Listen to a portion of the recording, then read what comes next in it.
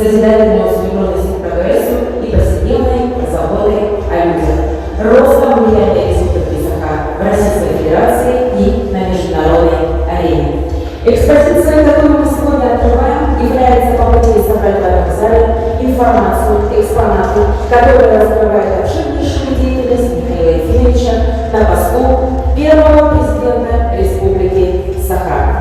Слово предоставляется председателю Конституционного совета Республики Саха, профессору кафедры конституционного и муниципального права юридического факультета Северо-Восточного федерального университета имени Максима Кировича Амосова, доктору юридических наук, профессору Петру Васильевичу Гоголеву.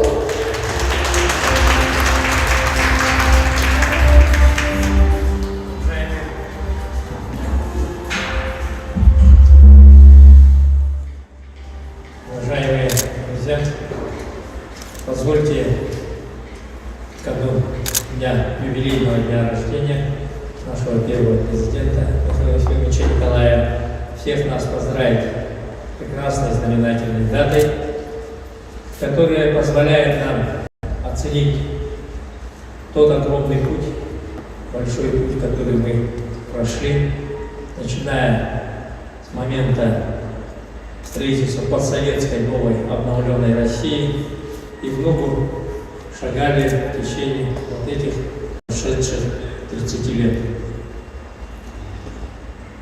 Хотелось бы прежде всего поблагодарить коллектив музея «Россия. Моя история» за тот труд, за ту верность, за сердечность, с которым сегодня мы видим создано. Безусловно, в истории всегда бывают белые пятна, несмотря на то, что сегодня среди нас живы единомышленники, соратники, друзья, товарищи Михаила Ефимовича Николаева. Сам Михаил Ефимович Николаев всегда говорит о тех непростых годах, которые пережила наша страна, Российская Федерация, и в частности Республика Саха-Якутия, наш народ, население республики. Тем не менее, мы понимаем, что благодаря таким выставкам, таким экспозициям, мы для себя не просто актуализируем те обстоятельства той жизни, но и делаем для себя новые открытия. И это тем еще прекраснее, что будут нашей истории приобщены молодые люди, это школьники, это студенты, рабочая молодежь, люди, которые знают Республику Саха как данность, как его современным его состоянием, с его успехами, достижениями. И для них достаточно сложно абстрагироваться, обернуться назад и ощутить, как же это происходило. Безусловно, сложные 90-е годы, как предыдущая сказала, период президентства нашего Михаила Ефимовича Николаева, они действительно были сбалансированы. И благодаря этому якутяне не ощутили того пресса социального, экономического пресса, который достаточно тяжело пережили в других субъектах Российской Федерации. Здесь надо сказать, что одним из подвигов, который Михаил Ефимович сотворил, это он смог после развала Советского Союза, будучи человеком советского мышления, партийного мышления, он смог преодолеть сложившуюся свою ментальность и смог предвидеть, увидеть те перспективы, которые привели нашу республику на тот путь, который мы можем сказать, социальный социально-экономического прогресса. Безусловно, для любого человека преодолеть самого себя самое трудное, что случается для нас. Я могу сказать, что сегодня здесь единомышленники Михаила Ефимовича Николаева и его соратники вспомнят о тех других моментах совместной работы, о тех достижениях, которые мы сегодня признаем как это само собой разумеющееся. Безусловно, это и мы сегодня на выставке, наверное, еще раз повторимся. Для меня же, лично для меня, тот период, когда Михаил Ефимович пригласил меня в качестве общественного помощника, нынешнего члена Совета, как заместителя председателя Совета Федерации Федерального собрания Российской Федерации, можно сказать, это один из моих университетов. Человек с такими возможностями, способностями для того молодого человека, каким я в то время являлся, это, безусловно, являлся это был огромный социальный лифт, который позволил мне по-другому смотреть на те процессы и происходящие изменения абсолютно с своей точки зрения. Я очень благодарен лично Михаилу Ефимовичу Николаеву за это и уверен, что это останется не только в моем сердце, но и будет пойдет со мной ко всему моему жизненному пути. Еще раз позвольте поблагодарить коллектив музея, поблагодарить Министерство культуры и духовного развития республики за тот подарок, который сделан юбилейному дню рождения Михаила Ефимовича Николаева. Спасибо.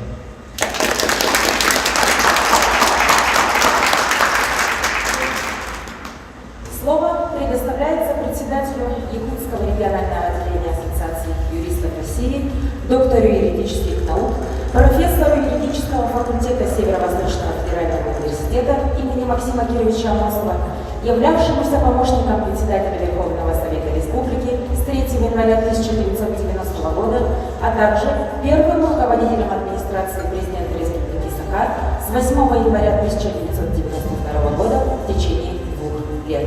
Депутату парламента Республики 2, 3, 4 и 5 созывов Александру Николаевичу Ким Химен.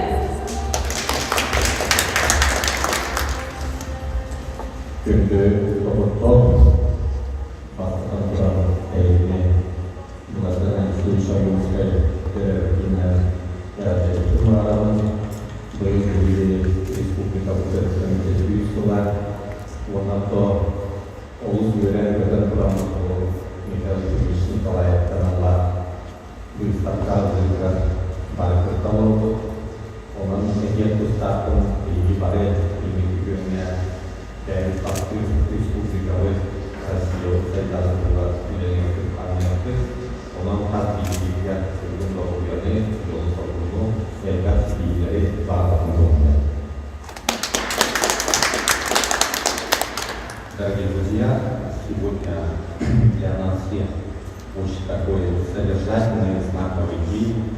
Мы участвуем на мероприятии, которое пойдет по нашей истории, поскольку буквально через 2 дня, 13 ноября, исполняется 85 лет нашему общенациональному лидеру, первому президенту Республики Михаилу Ефимовичу Николаеву.